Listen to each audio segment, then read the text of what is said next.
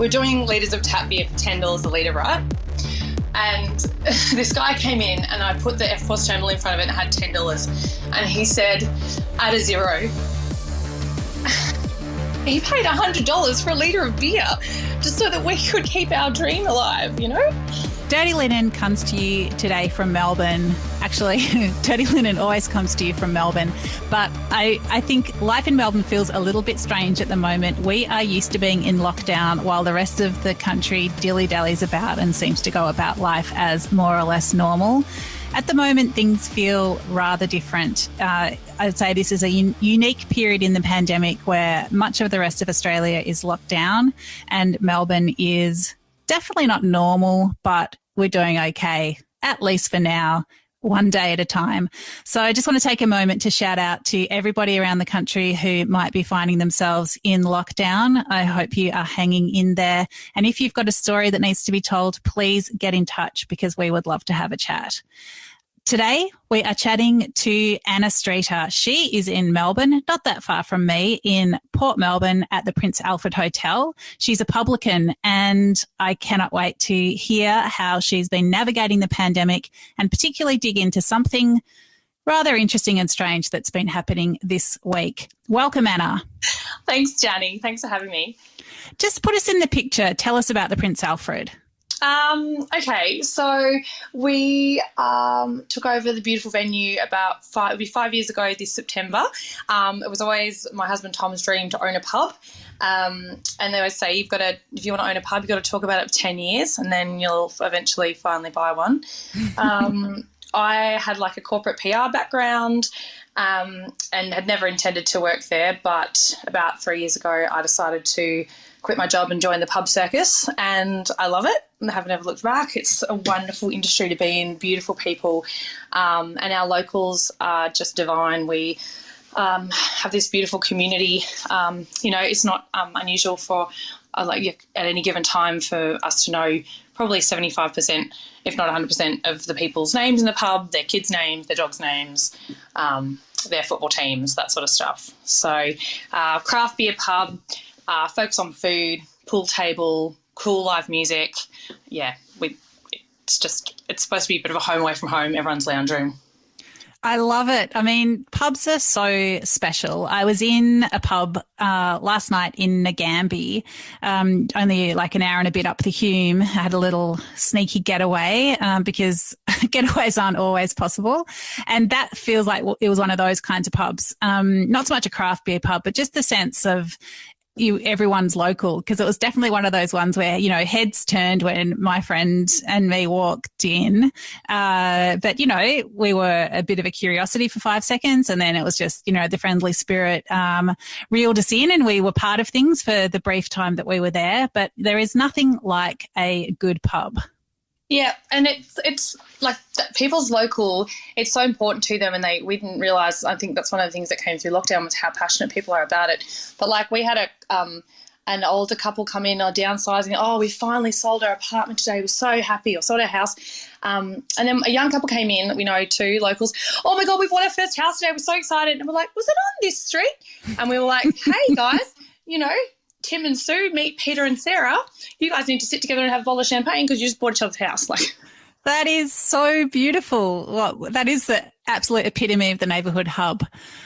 So obviously, you've had a pretty interesting period as publican, Anna, going through a pandemic. I'd love to hear some of the things that you've done to navigate this time.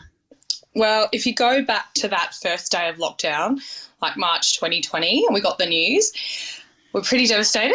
Devastated is probably an understatement.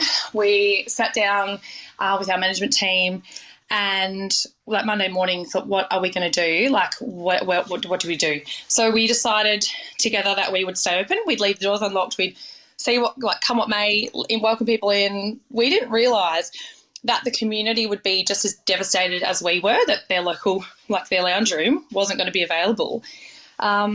So, we thought, right, what are we going to do? Well, we'll trade out of, the beer that's in the cellar. So we poured beer into some glass milk bottles we sourced from one of our locals who is a coffee brewer. And so he put us onto some cold drip coffee brewer. So he put us onto some milk bottles, and we started selling food out in the kitchen. Like, the chef was freezing stuff down and we just sold what we could. Initially, we just thought we'd maybe trade for a week or two and then go into lockdown. But people were coming in and saying, "Are you going to keep doing this? You guys are going to keep doing this? Like, we are loving this tap beer. Please say you're going to keep doing this." So then we're like, all right, God, where are we going to get kegs of beer? Because the brewers started canning them instead of kegging them. So we drove around to other pubs that had closed and were pulling kegs out of their cellars. Wow. Yeah. I would have loved that. Oh, yeah. And I'm like, how the gyms are closed, so we're still getting a workout. It was really fun. We're meeting these other publicans. How are you guys going? And chatting and driving around and, going to brewers and like, how many kegs have you got? Right, we'll take them all, and realised we could put 9 kegs in the back of our station wagon and many trips to all over Melbourne. But, we had no choice. Like, we had literally all our eggs in one basket. Tom and I, it's our life. So we just had to keep going. Like, there was no choice but just get up and go to work. And it did. It gave us, a reason to get up each day. At the start, we didn't know where they were going to get. Well, there was no job keeper, but we were lucky enough that we did get job keeper for a few front of house staff and for a few kitchen staff. So we were like, well, okay, we can get them back and get them in, and we stayed open every single day. That is amazing. So what are some of the other strategies and projects that you had to get yourselves through? Oh, so, well, we tried to keep ourselves entertained and have a bit of fun. It was such a, depressing and really challenging mentally time for everyone. So we did dress up night. So we donned fluoro outfits and had an 80s night and a soundtrack to go with that. We did Tiger King because Tiger King was really big. So I put on a long blonde wig and answered the phone. Prince Alfred, Port Melbourne. This is Carol Baskin speaking. We did like Jaws stuff. We like dressed up as, like lifeguards and did silly stuff. And, locals loved it. They come in rather than phoning up to place their food order because they wanted to see what, shenanigans we're up to. We put cocktails in cryovac bags. We did like heat and eat at home meals. We did all sorts of stuff. Half the initiatives we came up with fell flat, but we just, needed to keep something to do something to keep the doors open and our staff in jobs and, everyone a bit pepped up. Yeah, I mean, it's amazing because I feel like the first lockdown there was that kind of manic energy of, the initial pivots. But then when it came to the long lockdown, some of that energy sort of seeped away for a lot of businesses. And, some customers weren't able to keep spending, other people had their own circumstances. I mean, did you, how hard was it for you to keep the energy up? Oh, really challenging. And there were days where you're just like, I can't do this. So we had a few, you make sure you have your time off to, just to regroup and get your energy back. And I reckon I cried every single day of that first lockdown. And I'll cry now because we were just so honoured by the support that our locals gave us. Like, I'll tell this story and I still cannot say it without crying, but we're doing litres of tap beer for $10 a litre, right? And this guy came in and I put the FPOS terminal in front of it and it had $10. And he said, add a zero. Wow. He paid $100 for a litre of beer just so that we could keep our dream alive, That's so beautiful. Yeah. I mean, so many hospitality businesses had their staff at the forefront of their mind when they were looking at ways that they could keep a little bit of money flowing through the business. Tell me about how you thought about your staff and what you tried to do for them. Well, yeah, it was so challenging. Our staff are our family. We've had staff members who've literally been with us since the beginning, since we took over, and cousins and sisters and boyfriends and girlfriends and stuff all work there. So, like, through that first lockdown, we did what we could with JobKeeper and then to pay other wages. But then I think when we reopened in November and everyone had to work so hard, they had to pour so many cocktails, so many beers, run so many kilometres like through the venue every day. We'd all like compare our steps at the end of the day. You know, 20 kilometres a day wasn't unheard of. Wow. Yeah. So then lockdown, I don't know what are we going to call them, 3 and 4 this year. When we went to lockdown, obviously the rosters had been done for those future weeks. So we just paid their wages. We just went, guys, we know we're not open those hours, but you've got to pay your rent, pay your bills, make ends meet, not stress too much. So we just felt it was appropriate to pay their full wage. They had, you know, worked so hard for us, and it was we felt that we wanted to do that for them. And then we also took like all the cash income that we had received and we divided it by our staff members. So we divided by 20 staff and just gave them that cash as a thank you for, you know, sticking with us. Wow. I mean, that's really so heartening. And I know you're not doing it because you want to build loyalty, but I just can't imagine how much that must go to. I mean, every staff member is so precious at the moment. I mean, I really feel like there's definitely an investment in longevity of your staff as well there. Yeah, well, and I've seen, they're our family, literally our family. But I've seen customers like have a giggle and, at the staff bantering behind the bar, and they just say, we just love your staff. Like, we're just watching them have fun, dance together, be silly. So that's how we foster that, I suppose. How has your business changed? Like when you reopened, were there things that sort of hadn't been going so well for you in the past that you saw you'd actually managed to build through lockdown, or, were there other changes that you saw? Yeah, well, and that's sort of the question. When we took over the pub, it was a bit of an evolution, not a revolution, to get it where it is today, because pubs mean so much to people. We didn't want to, storm in and change things immediately. But as we've evolved, it became this like local watering hole.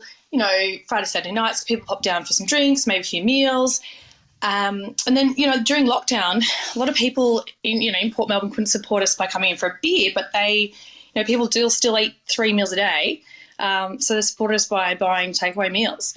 And they got to know that the food was really great. Like, our chef's awesome, and I love the food. So it was really nice for people to try it and go, wow, this is really delicious. And at one stage we were the only pub that was open in Port Melbourne. So if people wanted a Palmer, they literally had no choice but to come to us. And the change is that now it's not unusual for us to be completely booked out on a Friday and Saturday night. So we've gone from, where people might pop down for a beer, and, now they're like, unfortunately with the capacity restrictions, sometimes we have to turn our beautiful locals away. Wow. So you really trained people into enjoying your food. Yeah, I think that's because, they trained themselves, by just through their nature of wanting to support us. And what can they do? Well, we'll buy a meal and, thanks. What was it like for you guys in Melbourne's most recent outbreak when Port Melbourne was a real hotspot? There was a workplace in Port Melbourne, someone who was COVID positive had worked there, a few other people went positive, and a lot of the businesses along the street were also site locations. What was that like for you guys? It was scary. We just kept thinking, how long till we get named? How long till it's our turn? And we reached out to the local businesses around us to offer support, the ones that had been named, fellow pub owners and fellow small business owners who are regulars at the pub, to just moral support, or, whatever they needed. But like I said, it is such a beautiful community, and it really, really made it feel really real. And so I feel for anyone who's been close contact or close by, or it just, rocked our world a little bit. It was suddenly real.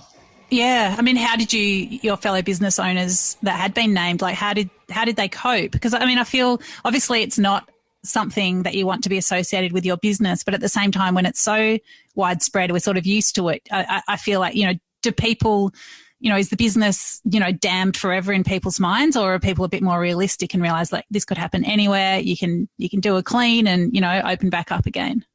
Yeah, well, thankfully it's not the 2-week close down that it used to be, right? So it's a quick in, out, deep clean, and then back to business.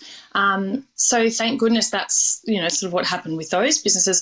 I mean, but then Port Melbourne went into lockdown, but we just kind of made a pact as soon as we reopened, we'd make a point of going back to those businesses to go and have a meal, to, shop, that sort of stuff, to make sure that they realised they weren't tainted, and it literally can happen to anyone. And the more we learn about it, the more we understand, and the faster we can deal with these situations. On a totally different tangent, Anna, it's now July, and some people will be doing dry July, and the whole non-alcoholic drinks thing is huge. I read an article today talking about pubs. She was a non-drinker, and she wrote an article about how she kind of wished that pubs weren't the place that people always went to for group celebrations, for the work end of year drinks or whatever it was, because she felt that she wasn't, as a non-drinker, it just really wasn't a great place for her. What have you sort of noticed in this space, and do you do things to accommodate non-drinkers? Yep. We're parents of a 21-year-old, and he isn't a drinker. So it's just interesting, and we're really supportive of that too. Again, the pub is your lounge room. You don't drink in your lounge room every day, so you should be able to come to your lounge room and not have a drink. So we've gone to done a bit of research. There's some really cool independent non-alcoholic beers. Heaps Normal's one that we stock all the time. There's a few others, we're doing different styles. We do heaps of mocktails, non-alcoholic gin tonics. They're really beautiful, and we still present them in a beautiful gin balloon. So people still, they're having a lovely non-alcoholic experience. Do you find that it's a market that's growing? Definitely, yeah. Lots more demand, which is great, because it kind of made us sit up and go, oh, we really need to be catering for this area of the market. It actually, I suppose, the first time we thought about doing it was when one of our regulars had a liver transplant last year, and that obviously really hit home with us. So we still wanted to make sure he could come in every single day like he used to. So that's why, we've been supporting him. Yeah, it's fantastic. I guess it's just another way that pubs are part of the community, but they also respond to the community. It's about being good mates, right? Totally. So, Anna, let's talk about something a little bit tricky that's been happening for you guys this week. You are next to a vaccination hub there in Port Melbourne. Tell us what you've done in relation to that.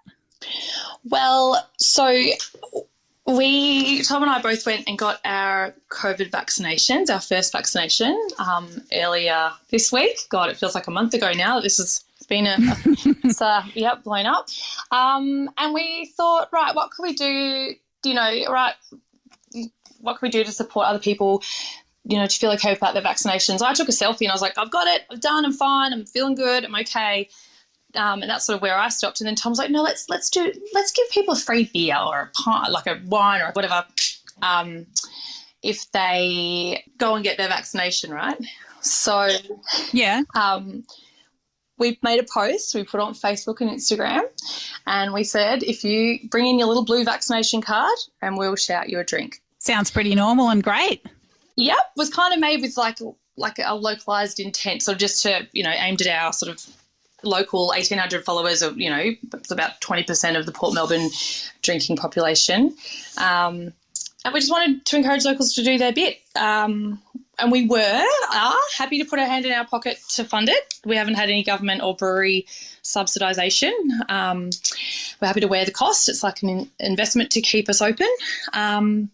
We didn't anticipate that people with very large followings and strongly held views would share it and use it as a lightning rod to spark the debate about COVID and vaccines, and it has seemed to have just raged. The few comments were from our locals, and then following that, a few hundred comments from largely anti the post. Some of them got really quite personal, and they were calling for our business to fail. It felt pretty daunting and isolating at the time. We really just wanted to provide people with some small incentive or encouragement to do their bit and help keep Melbourne and our pub open. So you see vaccination as a pathway out of these cascading lockdowns? Well, it seems that that's, all the studies, the view, it seems that is the way to get out of it.